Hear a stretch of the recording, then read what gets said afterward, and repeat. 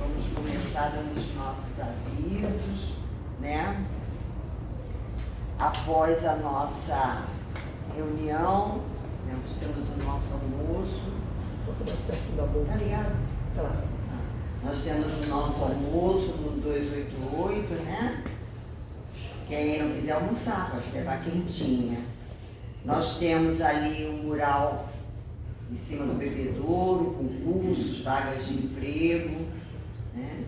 Dia 8, que é a quinta-feira que vem, nós não teremos nossa reunião, porque nós vamos ter o nosso encontro de Joana, tá? De Joana de Ângeles, com o tema Jesus, o revolucionário do amor. Então, na quinta, nós vamos ter o nosso encontro, 28º encontro. Então, não teremos reunião. Dia 17 de junho, um sábado, de 13 às 19 horas, nós vamos ter a nossa festa junina, né? Com comidas típicas, barraquinhas, bazar, e estamos pedindo a colaboração, quem puder nos auxiliar, trazer um prato de doce para vender na barraquinha dos doces, trazer alguma coisa para prenda. E os convites já estão à venda na secretaria. O convite da festa junina é R$5. Preço simbólico para a gente vir e se distrair bastante, né? Se divertir, é um momento de descontrair, tá? Então, nós vamos agora fazer a nossa leitura para o início da nossa reunião, que é do livro Evangelho por Emmanuel, Evangelho segundo Lucas, e a página que nós vamos ler é... Estou me familiarizando aqui com misericórdia sempre, com o Espírito. Misericórdia sempre. Conta-se que Jesus, após haver lançado a parábola do bom samaritano, entraram os apóstolos no exame da conduta dos personagens da narrativa. E porque traçassem fulminativas reprovações em torno de alguns deles, o Cristo prosseguiu no ensinamento para lá do contato público. Em verdade, acentuou o mestre, referindo-nos ao próximo, ante as indagações do doutor da lei à frente do povo. A lição de misericórdia tem raízes profundas. Quem passasse irradiando amor na estrada, onde a viajante generoso testemunhou a solidariedade, encontraria mais amplo motivo para compreender e auxiliar. Além do homem ferido, arrojado ao pó, claramente necessitado de socorro, teria cuidado de apiedar-se do sacerdote e do levita, mergulhados na observação do egoísmo e carecentes de compaixão. Simpatizar-se-ia com o hoteleiro, endereçando-lhe pensamento de bondade que o sustentasse no exercício da profissão. Compadecer-se-ia dos malfeitores, orando por eles, a fim de que se refizessem perante as leis da vida e, tanto quanto possível, ampararia a vítima dos ladrões, estendendo igualmente mãos operosas e amigas ao samaritano da caridade, para que se lhe não esmorecesse as energias na tarefa do bem. É diante dos companheiros surpreendidos, o mestre rematou: para Deus, todos somos filhos abençoados e eternos, mas enquanto a misericórdia se não fixar nos domínios do coração, em verdade, não teremos atingido o caminho da paz e o reino do amor. Coragem, editora Comunhão Espírita Cristã, está no capítulo 18. Pai amado, Pai da vida, Mestre querido Jesus, aqui estamos, Senhor, nos reunindo nesta casa abençoada, nesta manhã, mais uma vez, para estudarmos sobre o teu evangelho de amor, para estudarmos esta doutrina que tanto nos consola, que tanto nos ilumina. Que nós possamos, Senhor, ter a nossa atenção plena para que possamos amealhar tudo aquilo que viemos buscar, Senhor, e que ainda precisamos erradicar em nossos corações. Envolve ao nosso querido irmão Paulo, que fará o estudo da manhã de hoje, que é a espiritualidade amiga da Casa do Caminho e da Casa de Jesus Gonçalves, unidos no só propósito do amor, possa envolver o nosso irmão para o estudo que ele fará na manhã de hoje. Se conosco, Senhor, hoje, agora e sempre, na graça de Deus. O nosso estudo de hoje é a lei de amor. Olha que coisa linda. Lei de amor, que está no capítulo 11, amar o próximo como a si mesmo, o item 8 e 9. Quem fará o estudo para nós é o Evaldo Raia, da Casa do Caminho Chico Xavier, na Freguesia. Vamos. Agora é vista.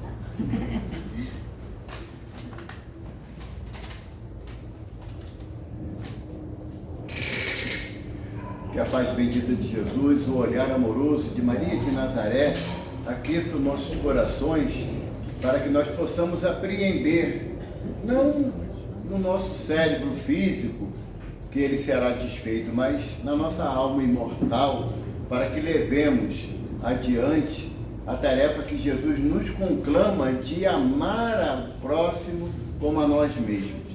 É um sentimento que ainda é novidade para a gente, o amor tanto ao próximo e principalmente para nós mesmos.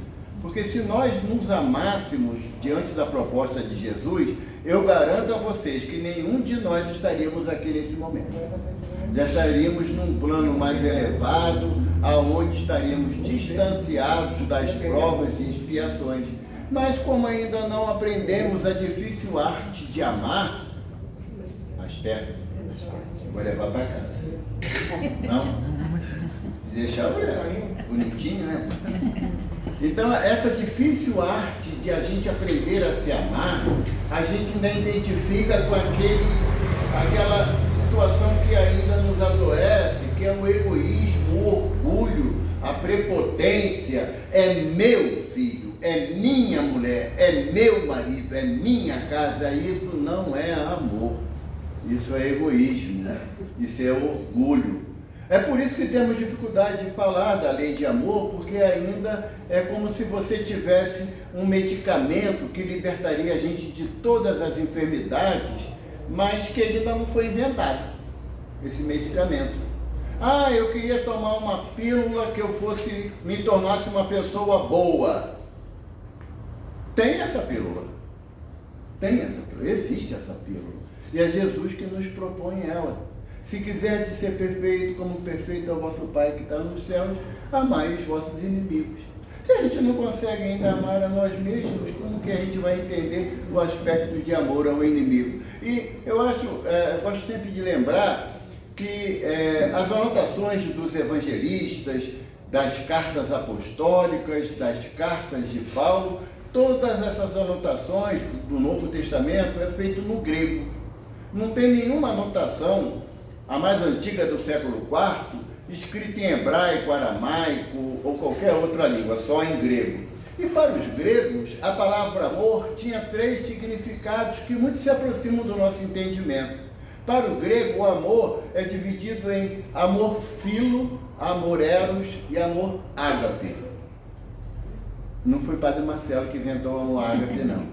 Tá bom? Já é um termo bem antiguinho, né, da cultura grega. O amor filo é aquele amor do sentimento, o amor fraternal entre amigos, entre amantes, não é? É o amor entre as coisas e os animais, é um amor filo, esse amor do sentimento. O amor eros é aquele amor que internece a união de 2 seres para a perpetuação da espécie, como está lá na Gênese de Moisés, né? Crescer e multiplicai-vos. Então, esse amor eros. E o amor ágape é aquele amor que transcende o nosso entendimento da posse. Porque no amor ágape é que Paulo escreve para a gente, no capítulo 13 da carta aos Coríntios, a excelência do amor. O amor não se ufana, não se ensoberbece, o amor não é egoísta, não é possessivo. Todo o sentimento que Paulo relata no capítulo 13 da carta aos Coríntios é o amor que Jesus exemplifica e nos propõe no capítulo 11, que Kardec coloca como sendo amar ao próximo como a si mesmo. E quando traz para a gente esses três textos, o primeiro de Lázaro, o segundo de Fénelon e o terceiro que não vamos analisar, que é de Samson, é um amor que a gente ainda tem dificuldade de entendimento. Porque a maioria aqui são mães e avós. E não é comum falar que a mãe, pelo filho, vira uma leoa, quando vê o filho assim ameaçado, agredido. Só que a gente tem que lembrar que a leoa é um animal violento, é um animal selvagem. Então, todas as vezes que a mulher se identifica na figura da leoa para defender a sua cria, ela se distancia da lei de amor que Jesus nos propõe. Porque Maria foi mãe. E qual foi a reação dela de ver o seu filho no alto da cruz, completamente trucidado pela ignorância humana?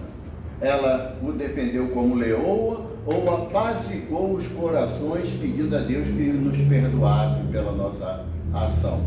Então, a diferença desse sentimento de amor, que muitas das vezes caracterizamos no aspecto físico como sendo o amor de mãe, ainda é um amor recheado de posse, de egoísmo. Quantas vezes nós vemos nas nossas reuniões mediúnicas irmãs que retornaram à pátria espiritual obsediando aquela que ficou no seu lugar na condição de madrasta ou de nova companheira do marido, porque não aceita a intromissão de um outro ser no seu lar. Isso é amor?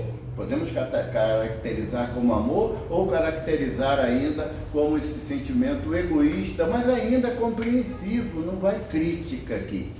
Porque quando alguém chama meus filhos e fala que ama eles como se fosse pai, eu rosno baixinho, mas rosno, entende? Porque afinal de contas, na hora de passar a noite toda com o filho com febre, você velando na cabeceira, tendo que sair de manhã com sol, chuva, vento ou tempestade para poder você dar conta da sua prole, aquele indivíduo que se identifica como pai não fez nada disso. Então a gente ainda tem aquele olhar ainda possessivo, mas nós não temos a possibilidade de dar salto no aspecto do nosso sentimento, simplesmente porque aprendemos hoje a proposta da doutrina dos espíritos, a proposta de que o amor tem deve ter uma outra significação para a gente, e não aquela ideia inicial da posse realmente possessiva, né? É uma possessão que nós queremos realizar. Ou meu filho faz o que eu quero, então ele não existe mais para mim. Hoje em dia a gente sabe que não é bem assim. Todos nós, quando os filhos são pequenos, nós almejamos os melhores momentos para aqueles filhos como crescerem. E algum de nós fala assim, não, quando meu filho crescer, ele vai ser um viciado em crack. Ele vai assaltar, vai matar, ele vai enganar as pessoas para usufruir o bem-estar financeiro. Será que a gente pensa nisso? E quando acontece, a gente esquece que é filho ou a gente continua na nossa luta diária para que ele encontre o caminho do bem, que embora eu não tenha exemplificado na intensidade, mas eu desejei que ele fosse um homem, não um homem de bens, mas um homem de bem. Então esse sentimento de amor que Lázaro vem trazer para a gente é um sentimento de amor que ainda não aprendemos. É uma proposta que Lázaro, o espírito de Lázaro, vem trazer para a gente, dizendo que existe a possibilidade de alcançarmos, mas não com aquela situação que às vezes eu ouvia muito hoje em dia, assim, lá não sei assistir ainda ouço, aqui eu acho que não tem não. Olha só, Jesus perdoa todo mundo, mas eu não sou Jesus. É lógico, você está encarnado, evidentemente você não é Jesus, está bem distante disso. Mas a proposta do mestre não é a transformação, e eu gosto sempre de lembrar, da água em vinho, como nas bodas de Caná. Porque se eu quiser transformar a água em vinho, eu vou ter que pegar a semente da uva, plantar, esperar nascer a parreira, dar fruto, colhe a uva, vai lá, bota ela, amassaga ela, né? Bota ela no barril de carvalho e transformou ela em vinho. Demora. Jesus não. Jesus tem a possibilidade, pelo seu amor, em proporcionar a gente a diferença entre água e vinho, no sentido do elixir que vai satisfazer a nossa satisfação íntima sem nos embriagar, porque o vinho que nós ainda escolhemos é o vinho que embriaga, e Jesus nos propõe o vinho que nos sacia, que nos completa. Então essa lei de amor que Lázaro traz é esse sentimento. É possível caminharmos nessa direção, mas não podemos ter a pretensão de chegar ao termo da jornada na presente existência. Que se nós formos analisar, o nosso mentor, benfeitor Jesus Gonçalves, ele teve que entender qual a finalidade do amor para ele superar as suas dores. Porque só amando que você consegue superar a dor. Estava ali parado ali na livraria, aí o livro de Jerônimo Mendonça. Será que só pelo raciocínio é possível enfrentar as dificuldades que alguém enfrenta na vida cotidiana, se não tiver o processo inicial desse amor, que, como diz Lázaro, que condensa as almas? O amor, ele faz com que as pessoas se unam, se fundam num só sentimento, num só desejo. Jesus, depois que ele chega em Jerusalém, depois daquele dia festivo, né? Hosanas ao filho de Davi, Hosanas ao filho de Davi, Jesus olha, vê no monte Jerusalém e ele fala: Jerusalém, Jerusalém, quantas vezes eu quis abrigar-te em minhas asas como a galinha faz com os pintinhos. É esse amor que condensa, que não julga, que não avalia, que não espera resultado do outro. É como diz aqui no texto Fenelon, é fazer ao próximo aquilo que gostaria que ele fosse feito. Sabe? É na hora em que você chega aqui no CEOI, cheio de alegria no coração, e aí chega um irmão ali na porta e fala assim: vou me matar hoje. Não aguento mais essa vida. E você esquecer todas as suas dificuldades, todas as suas preocupações e oferecer um abraço fraterno nessa pessoa. É esse amor que a gente está falando, porque a gente não sabe, na maioria das vezes, quem são as pessoas. A Carmen estava falando aqui no início da festa junina, né?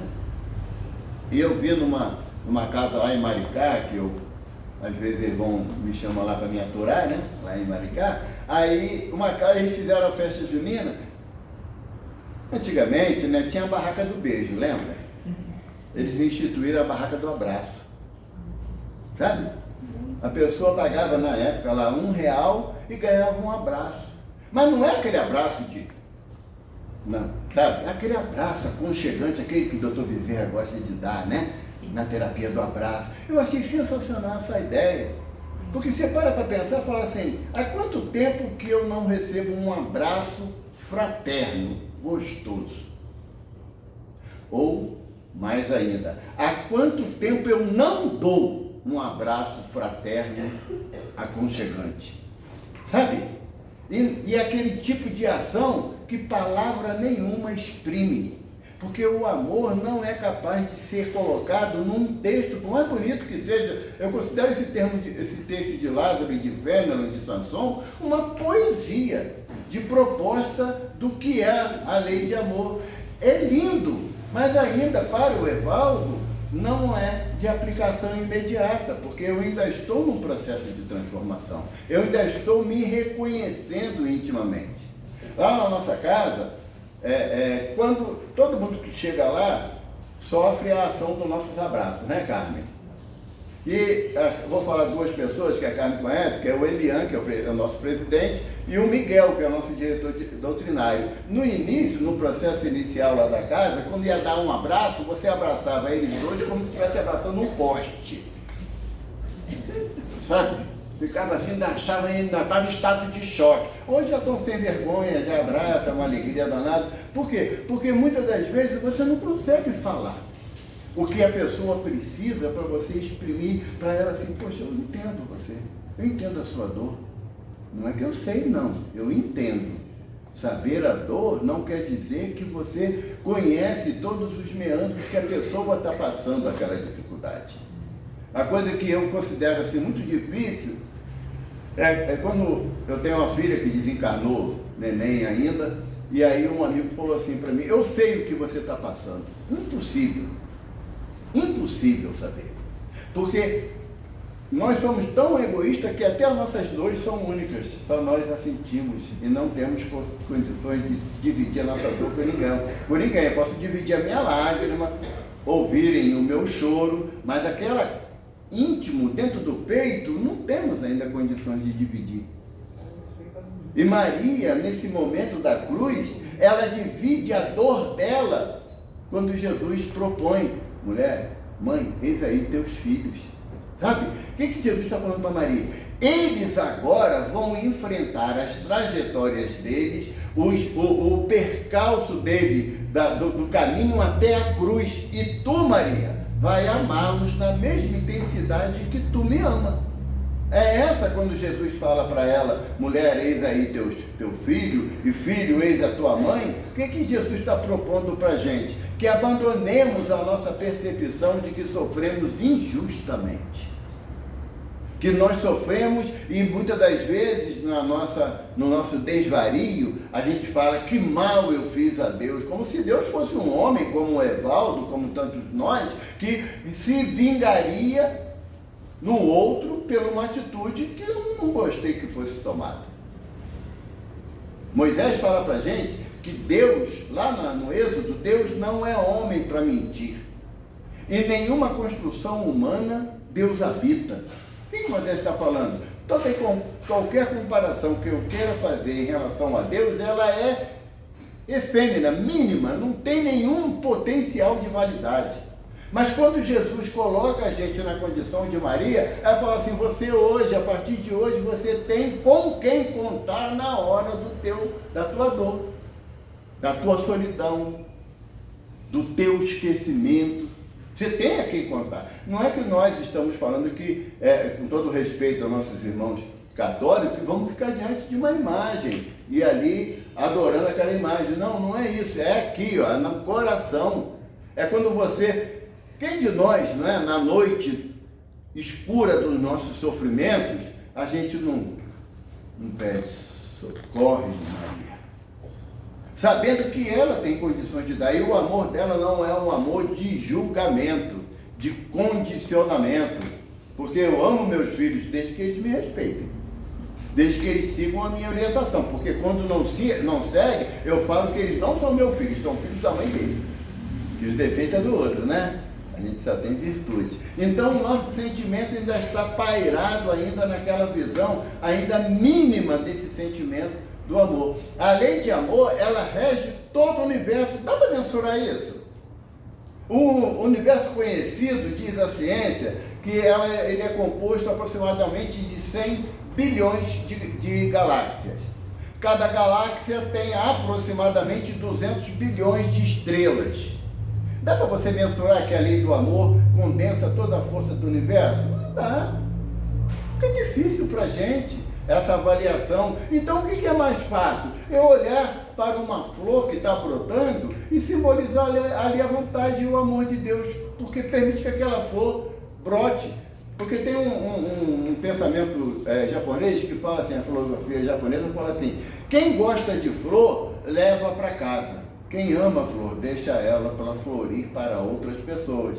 Esse é um sentimento inicial de amor que nós queremos aprender a exercer. E não há condição de que esse entendimento ou essa aprendizagem seja baseada num egoísmo, num protecionismo. Porque nós amamos nossos filhos. Mas eu não amo os filhos da Carmen. Como ela não pode amar os meus filhos na mesma intensidade que nós amamos. Por quê? Porque ainda estamos barrados na percepção material desse sentimento. Eu vou dar uma notícia, eu sei que vai chocar muita gente, mas nós vamos ter que desencarnar, gente. Vamos ter que desencarnar. E mais complicado ainda, vamos ter que reencarnar. E aqueles valores que hoje para mim são tão fortes, que são os amores que eu tenho para o meu marido, para minha esposa, para meus pais, para meus filhos, que eu possivelmente terei outros pais, outros maridos, outras esposas, outros filhos. E como é que tem esse sentimento? Como é que vai dividir esse sentimento de amor, que para mim hoje ele é tão forte, a ponto que quando o meu marido vai embora, ou minha esposa vai embora, eu perco a minha razão de viver, como a gente ouvia isso com tanta propriedade, a vida não tem mais sentido para mim. Quando meu filho retorna ao plano espiritual, porque de lá veio, como eu também, e eu me sinto castigado por Deus, como se João Evangelista fala na sua primeira epístola, que Deus é amor. Como pode conceber esse sentimento tão profundo de amor de Deus por todos nós, compatível com uma vingança, com uma punição? Não dá. Não há meios quanto a isso. Jesus nos propõe assim: perdoai os vossos irmãos na mesma medida que o Pai que está no céu vos perdoa. Qual é a proposta que Jesus está ensinando para a gente? Nós não iremos alcançar a compreensão do perdão de Deus se não o exercitarmos aqui entre nós. É muito difícil para a gente esse entendimento que eu amo os meus filhos, mas eu não consigo amar aquela mão que está com um revólver assaltando ali na esquina. Eu não consigo amar. E, no entanto, para Deus... Regina, chega e fica quieta. No entanto, porque ela faz bagunça, eu conheço, né? Vocês também conhecem, ela faz bagunça. Porque para Deus, uma coisa que é muito difícil a gente compreender, para Deus, aquele que está ali assaltando, traficando, desviando dinheiro público, para Deus tem o mesmo sentimento de amor por ele que tem por mim. Que não, ainda nessa existência, não cometi essas atitudes. Eu não sei o dia de amanhã. Eu não posso afirmar que eu não vou tomar nenhuma decisão na minha jornada que vá colocar em risco todo o meu entendimento. Divaldo chegou perto do Chico já doentinho, né, próximo ao desencarne, e Divaldo falou assim: Chico, você se sente um espírito completista? O que é o espírito completista, na palavra de André Luiz, no livro Missionários da Luz? É aquele que cumpre todas as etapas planejadas para a sua reencarnação. E aí, Divaldo pergunta, Chico com uma lista, né, de tarefas no bem intermináveis, né, Divaldo pergunta a ele. Aí Chico fala assim: Divaldo, no último metro da caminhada você pode tropeçar e cair. Então, quando a gente fala assim, eu não pratico mal, é pretensão, é orgulho, é vaidade. Porque eu não pratico mal desde que eu não seja exposto a uma situação que eu tenha que sofrer o mal sem praticar o mal. Jesus fala assim para a gente: olha o que é o amor de Deus. Deus faz com que o sol brilhe para o justo e para o injusto, e a chuva caia sobre o bom e o mal. Como é que eu posso classificar quem é bom, quem é mal? Porque é a minha ótica. Jesus estava preso lá num calabouço lá de Anás, e Pedro no pátio, antes daquela figura da negação, Pedro olha pelas grades do calabouço e vê Jesus sendo chicoteado, de forma raivosa, pelo soldado do templo. E Pedro pensa assim: como são maus os homens contigo, mestre. Jesus, recebendo aquela percepção de Pedro, Humberto de Campos fala isso em Cartas e Crônicas, né? Jesus olha para Pedro e emite um pensamento para Pedro: Pedro, os homens não são maus, são ignorantes. Quando o vizinho fala alguma coisa de mim que eu não gosto, eu classifico ele como mau, ruim, perverso. Eu não tenho o olhar ainda de tamanho amor que classifique as ações indevidas daqueles que estão no meu círculo como ignorância. Que para mim ser ignorante é ser grosseiro, né? Ser incisivo nas suas colocações. Para Jesus, ser ignorante é aquele que não conhece, que é o termo adequado. Então essa lei de amor, ela vem fazer com que a gente reconfigure hoje em dia está tão em moda, né? O nosso processador interno, que ele vem com um chipzinho da possibilidade de amar. Porque a lei de amor, ela é colocada em nosso íntimo quando nós chegamos à condição de espíritos, princípio inteligente do universo, como Kardec recebe a orientação dos benfeitores no Livro dos Espíritos. A gente já vem com esse chipzinho desse sentimento de amor, que à medida que as nossas atitudes vão modificando, quando alguém te agride, você faz uma prece por esse alguém, esse chip é alimentado de uma energia que só você pode dar. Porque o amor, ele é um sentimento individual, que a partir do momento que ele começa a esprair da gente, envolve o outro. Mas ele primeiro tem que nascer aqui dentro. Por isso que Jesus nos propõe que amar ao próximo como a si mesmo. Porque hoje a minha condição de amar o próximo ainda é baseada no meu orgulho e no meu egoísmo. Se me agrada, eu amo. Se não me agrada, eu largo de lado, nem bom dia dou. E não é essa a proposta. A proposta que Jesus nos oferece, que Jesus nos propõe, através de Lázaro e Fénelon nesse texto, é que você comece a trocar os objetivos do teu amor. Uma mensagem de Meimei, né, que ela diz o seguinte, que regar uma planta, alimentar um animal é um ato de amor. Embora nós saibamos que tem muitas pessoas que prefiram cuidar de animais do que de pessoas, não é assim? Tem pessoas que adoram, tem lá a casa recheada de plantas, mas é incapaz de dar a fruta para um vizinho que está caindo do pé lá, estragando no solo. Mas já tem um sentimento básico, inicial de amor. É essa a proposta. Está chamando ali. Opa, vai cair lá, ajuda lá, a moça vai cair, caiu.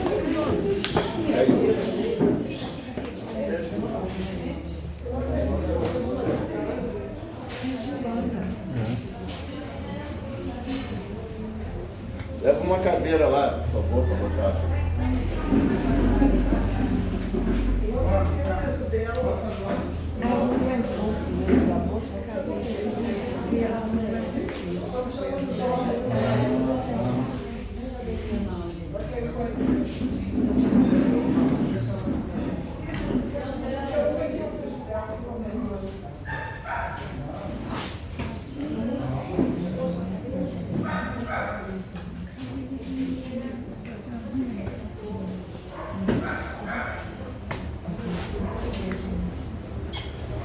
Esse sentimento que a gente busca estabelecer hoje na nossa conversa, ainda para muitos de nós é utópico, sim. Ainda temos dificuldade de discernir esse sentimento da lei de amor, porque Lázaro começa dizendo que o amor resume a doutrina de Jesus inteira. Inteira. Não sei se vocês têm uma passagem no Evangelho, que é quando Maria e José vai levar o menino Jesus para ser apresentado no templo. E quando vai subindo as escadarias do templo, tem lá Simeão à porta e Ana, que eram considerados dois profetas, né? A profetisa Ana e Simeão. E quando Simeão vê ali Maria e José carregando aquele menino, ele se aproxima e pede para segurar o menino no colo. E Simeão, olhando para aqueles olhos, ele fala assim: por que tu resolveste nascer entre dois seres tão pobres, tão simples? Por que não escolheu nascer lá no Palácio de César, onde poderia trazer toda a sua proposta missionária de Salvador do mundo? Com mais firmeza, terias legiões de César a te apoiar e jamais alguém se oporia a você, porque escolheste a simplicidade de uma estrebaria e não a suntuosidade de um castelo. E aí diz Humberto de Campos que o menino Jesus tira dos panos a sua mãozinha e acaricia o coração de Simeão. E depois Simeão, na espiritualidade, ele relembrando essa ação que ele proporcionou, ele entende que o menino Jesus diz que a vontade dele é de criar o seu reino de amor nos nossos corações, e não exterior. Sabe? E quem de nós está propenso a permitir que o reino de amor de Jesus habite em nós? Para que isso aconteça, temos que abrir mão de vários sentimentos egoístas que temos ainda. Temos que decidir no momento entre ajudar o meu filho e ajudar o filho do vizinho. Eu opto de ajudar o filho do vizinho porque ele tem mais risco de vida do que o meu. O meu está com febre, dor de cabeça, o filho do vizinho está no câncer terminal. Quem é que teria essa disposição? De ao invés de vir para cá para ajudar os assistidos da casa, era aniversário da minha neta e eu não podia faltar. Entende? São sentimentos que a gente ainda tem dificuldade de entendimento porque estão distantes da nossa proposta da presente existência. Eu adoro a doutrina espírita. Jesus Gonçalves fala fundo no meu coração desde que ele não me obrigue a abrir mão dos meus gostos, dos meus quereres. Sabe? Desde que a proposta de Jesus seja assim: quando eu tiver tempo, eu venho para o CIOI para participar das diversas atividades que são desenvolvidas aqui. Quando eu tiver tempo, a direção da casa me convida para uma tarefa e se eu não tenho nada importante, nem um capítulo especial da novela, eu venho. Ah, mas está fazendo sol, gente. Pelo amor de Deus, quem é que merece? Olha a chuva. Que isso, gente? Um frio danado. Lá no CIOI o Bira ainda não fechou tudo para botar um aquecedor no inverno e um ar-condicionado central no verão. Isso não é amor não, gente. Isso é conveniência. O que nós precisamos, com mais intensidade, é devolver à espiritualidade que nos ampara um sentimento melhor do que aquele que eu estou acostumado, que eu tomo conta do meu nariz. Se o nariz do outro está sangrando, não é problema meu, ele que se vire. Então a lei de amor para a gente ainda é muito dificultoso esse entendimento. Porque você vai ler, nós vamos ler inúmeras vezes aqui os itens 8 e 9 lei de amor e a gente vai chorar de emoção, mas não muda uma palha no nosso comportamento. Então tem alguma coisa indevida aí. Tem alguma coisa indevida. Porque a doutrina espírita, ela é o consolador prometido, não é? Não é isso que nós sabemos intimamente? Mas para quem quer ser consolado, não para quem quer ser paparicado. Porque o consolador prometido que a doutrina representa é que nós temos que ouvir aquilo que não nos agrada e mudar nosso comportamento. Porque senão nós vamos continuar a vir para a casa espírita, assistir uma palestra, tomar o passe, beber água fluidificada e está tudo resolvido na minha vida, porque eu já fiz a parte exterior que todo mundo está vendo. E a parte interna? E aquilo, eu fico imaginando que deve haver em cada casa espírita, na minha, né, o mentor é Chico, aqui o nosso benfeitor Gerson Gonçalves, ele deve reunir uma vez, eu acredito uma vez por ano, os nossos mentores, a reunião espiritual, né, com os nossos mentores. Aí chega Gerson e fala assim: mentor da Carmen, e aí, como é que está a Carmen? Né, Gerson, você sabe como é que é? A bichinha é difícil, é difícil. Já dei 3 propostas a ela de mudança, ela pensou na metade da primeira. Restante, ela falou só para outra encarnação. Ou então, costumamos dizer, agora não fala mais outra encarnação, não. Eu falo é outro sistema solar. Porque o meu caso está tão crítico que uma encarnação só não vai dar para resolver nem 1% do que eu tenho. Agora, no outro sistema solar, que aí é uma proposta mais avantajada, eu consigo caminhar um pouquinho. Então, a lei de amor não é feita de palavras, de propostas mirabolantes, sabe? Porque quando você acorda de manhã, você fala assim: hoje eu vou perdoar todo mundo que me ofender. É uma proposta, já resolvi fazer isso, acabou. Aí tu olha para o lado e vê o teu inimigo do lado, né? O esposo ou a mulher, ou a esposa, né? Aí tu fala assim: ele também tem que perdoar, assim, ó. Por quê? Jesus fala assim: quando quiseres orar o Pai, recolhe-te ao silêncio do teu quarto e lá, o Pai que vem em secreto. Já pararam para pensar nessa frase de Jesus? O Pai que vem em secreto, ou seja, os nossos mínimos pensamentos e sentimentos, Deus sabe.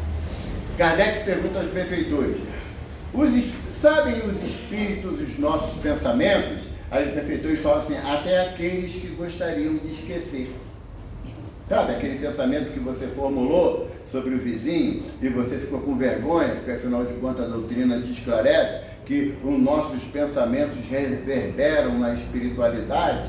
Até esse pensamento é do conhecimento de Deus. Porque perguntaram uma vez para o irmão o que significava para o espírita o inferno. Eu achei legal, está bem hilária a resposta dele. Sabe o que ele respondeu? É que quando desencarnar num telão maior do que esse, vai aparecer todas as mensagens do WhatsApp, até aquela que você apagou. Imagina o desespero. Né? Porque lá eles têm um programa que eles recapitulam, sabe, as mensagens apagadas, sabe? Então até aquela que você apagou, que ninguém deu tempo de ver, tu falou, xingou alguém e apagou rapidinho para não dar tempo, vai aparecer no telão. Sabe? Por quê? Porque a nossa consciência ela é clara como a luz do dia para os espíritos que nos orientam. Então não dá para fingir dizer que a gente ama.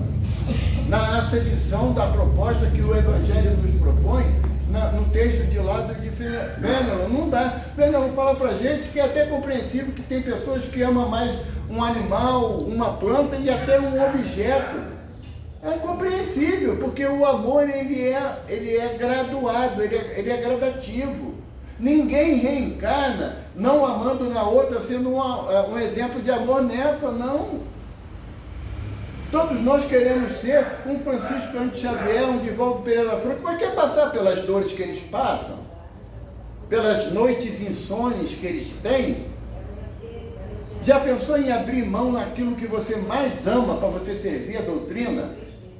Abrir mão da tua casa, dos teus filhos, do teu marido, da tua esposa, para servir a doutrina que tu professa. Chico fazia sopão, lá em Uberaba. E um dia, ele estava lá, que ele reunia sempre uns corações bondosos, na sexta-feira à noite, para começar a descascar legume, né? Porque a gente é muito atrasado, né? O legume tem que ser descascado, posto no fogo, senão não sai sopa.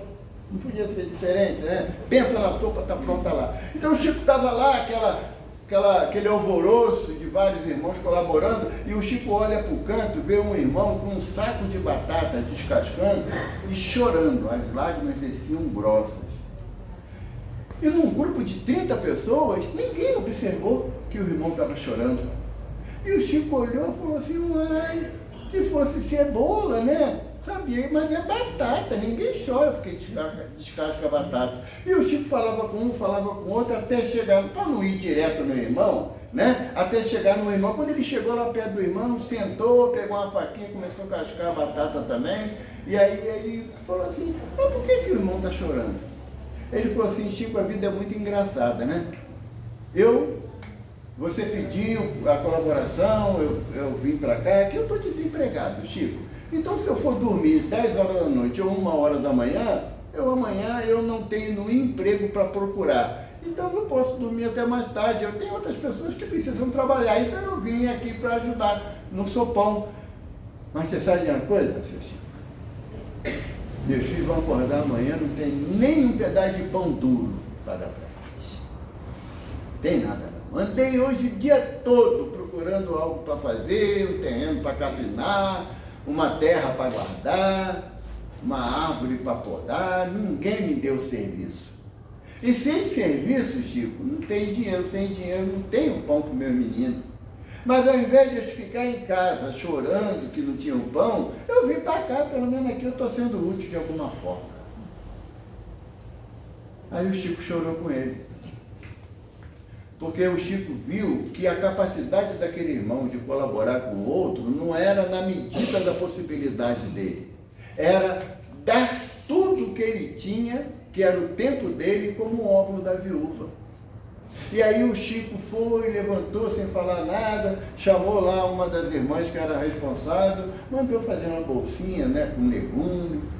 Foi lá na casa dele, pegou lá um pedaço de carne seca lá, que estava escondido por uma dia de festa, botou na bolsinha. Quando terminou todos os afazeres, ele virou para o irmão e falou assim, tem pão não, meu filho, mas uma batatinha, uma cenoura, uma beterraba, tu vai levar. Quando as crianças acordar, acorda você primeiro, bota no fogo, você com tua mulher, para quando eles acordar, tem uma coisinha para eles mastigarem. Já olhamos um para o outro para saber qual é a necessidade do outro num dia de tarefa aqui no céu? Já olhamos? Será que a nossa possibilidade de exercitar o amor é para quem chega a primeira vez ou para quem está aqui todo dia? Porque o trabalhador da casa também precisa ser amado, acolhido, amparado. Sabe? Que se um irmão vem aqui pela primeira vez, está com uma roupa um pouco desconfortável, se ele não está muito assim, asseado, a gente fala, poxa, está vindo na casa de Jesus, né? Está vindo na casa de Jesus. Então é para eu acolher esse irmão. Mas quando o trabalhador chega aqui, fatigado da luta diária, dos desconfortos que a vida oferece, dos dissabores que nós somos confrontados, qual é a minha receptividade para esse outro trabalhador? É baseado na lei de amor ou na lei do que se vire cada um por si? Então a lei de amor, ela é um poema, sim, mas quando exemplificado, não quando falado. Quando você seca a tua lágrima por você amparar aquele outro que chora, que ele não tem o entendimento que você tem. No livro Boa Nova tem uma passagem de Jesus com Bartolomeu. E Bartolomeu, conversando com Jesus, ele falava, mestre, seguir, aplicar os teus ensinamentos na vida cotidiana, numa sociedade tão perversa como nós temos, na luta diária da pesca, sair de noite, voltar de manhã, às vezes a noite toda enfrentando o vendaval da vida, e chega em casa no dia de manhã, a gente ainda tem ainda os impropérios que tem que ouvir da esposa, do marido, do pai, do irmão. Ah, mestre, você acredita mesmo que esse povo está preparado para ouvir a boa nova? Aí Jesus falou assim, Bartolomeu, se eu não acreditasse na possibilidade de mudança do homem, eu não teria vindo. Jesus confia na gente. O grande diferencial para todos nós, espíritos encarnados ou os centenas de desencarnados que estão aqui presentes, é que Jesus confia na gente. Quando alguém fala assim, poxa, qual é o seu nome? Seu nome? Nádia. Poxa, Nádia, tu não mudou nada nesses últimos 20 anos. Aí você olha assim, olhando o lado físico, eu já estou o chuchuzinho, né? A florzinha legal, né? Mas e o lado moral, de conduta? Será que o meu olhar é tão crítico que eu não vejo as mínimas mudanças do outro? De estar aqui uma quinta-feira, 9 horas da manhã, para um estudo, depois para uma palestra? Será que isso aí não tem valor nenhum para eu olhar o outro? A espiritualidade fica em festa quando a gente vem. Não porque nós já estamos bons, já estamos num patamar de entendimento, não, mas estamos mostrando que queremos aprender. E se eu quero aprender, a melhor forma de eu praticar a caridade é olhando o outro com amor. Porque caridade e amor, dependendo da tradução, tem o mesmo sentido. Kardec pergunta, se eu não me engano, na 626, como é a caridade, como Jesus entende a caridade. Benevolência para com todos, ou seja, não tem ninguém mau, ninguém ruim, se você ama. Não tem. Você é benevolente, compreende a dificuldade do outro. Indulgência para o erro do semelhante. Você compreende a dificuldade do outro de errar, porque ele ainda está num processo de evolução, de crescimento, de progresso. E perdão incondicional. Todas as três propostas dos espíritos, né, nessa resposta a Kardec, são ainda de difícil execução. Porque benevolência é eu tirar do meu olhar a mescla do julgamento. Se o irmão chega aqui, trabalha toda a casa, chega aqui com uma cara meia triste, deve ter aprontado, olha lá, está entrando no couro, agora vem igual o cordeirinho para cá. Se chega muito alegre, deve ter aprontado alguma. Nunca é um sentimento de agradecimento ou vivenciando uma dor. E quando o meu olhar é benevolente, eu estou dizendo o que para ele? Não importa como tu chegou, bom que tu veio. Sabe? Estou feliz que tu veio. A minha alegria se converte num abraço que eu vou te dar porque tu veio. Porque é assim que Jesus faz com a gente. Ou vocês acham que Jesus fica lá no portão? Carmen, Vânia, Joana, ainda bem que veio. Não fica. Não fica. Quando a gente não vem, é que eles ficam mais preocupados e vão ao nosso encontro. Para saber o quê? Por que a gente não veio? Não. O que podem ajudar para que na próxima semana a gente esteja aqui. Então é esse sentimento que a lei de amor nos propõe. A gente sair daquela visão julgadora. Eu sei o que tu fez, por isso que tu está com essa cara de triste aí. A minha mãe falava assim para mim quando pequeno. Quando você aponta o dedo para alguém, lembre-se que um está apontado para Deus e 3 para você. E você está chamando Deus como testemunha da tua acusação para o outro. No entanto, você tem 3 motivos, no mínimo, para se preocupar com as suas atitudes. Quem ama, perdoa, diz os espíritos da Kardec. Para os gregos, já que falamos do significado de amor para os gregos, né? Os gregos, eles tinham identificação de 2 palavras, arrependimento e perdão. Para o grego, arrependimento é olhar para frente. Olhar para frente. O que passou, passou. Você não tem como mudar, como fala aquela frase do Chico, né? Não tem como você mudar. Ah, mas ontem eu fiz isso de errado, fez, tá tudo bom. Mas o importante é hoje e amanhã, o que você pode fazer. Então, arrepender-se é olhar para frente. E para os gregos, perdoar é olhar para trás. Para que você lembre do ato que você teve, que magoou alguém, e você se propor a não tomar aquela atitude novamente. Então, quando dizem os benfeitores o perdão incondicional, é que eu, reconhecendo as minhas dificuldades, mas eu também tenho que entender que a dificuldade do outro também existe. E se eu quero o reconhecimento do meu arrependimento, eu também tenho que dar o direito ao arrependimento do outro. Afinal de contas, eu ouvi isso de um benfeitor espiritual que me deixou muito desconcertado, porque o irmão tinha algumas vezes feito algumas coisas comigo que eu não entendia muito bem, e aí um belo dia o irmão chegou para mim e disse, poxa, desculpa, cara, eu pisei na bola com você. Aí eu, falou dentro da casa espírita, a gente tem que, né? Ah, não, claro, ele nem lembrava mais disso, isso passou, que não sei o quê. E o irmão virou as costas e eu, tá arrependido sim, eu que demoro para ver se ele não faz de novo. Na mesma hora, um benfeitor falou assim, Jesus diz, os arrependidos são os que se salvam. Jesus dá o direito ao arrependimento, mas você não dá. Sabe? Eu não dei o direito do irmão se arrepender. E sabe o que é mais vergonhoso? É que ele não fez mais mesmo. Ele falou que não ia fazer e não fez mais mesmo. Passou a me respeitar, passou a conviver, ter uma convivência fraterna comigo, me ajudou em diversas situações. Olha a vergonha que eu fiquei. Então, a proposta de mudança baseada na lei de amor não é como você apagar o teu passado, porque não há possibilidade disso. Né? Chico diz numa mensagem que o passado pede renovação de atitude. Renovação de atitude. E está acabando o tempo. Né? Está acabando. Eu conheço hoje a cara. A renovação de atitude. E essa renovação, gente, só é possível quando a gente começar a colocar e entronizar nos nossos corações esse sentimento de amor. Mas é o amor que ampara, o amor que acolhe, o amor que entende, o amor que ama. Que Jesus nos abençoe.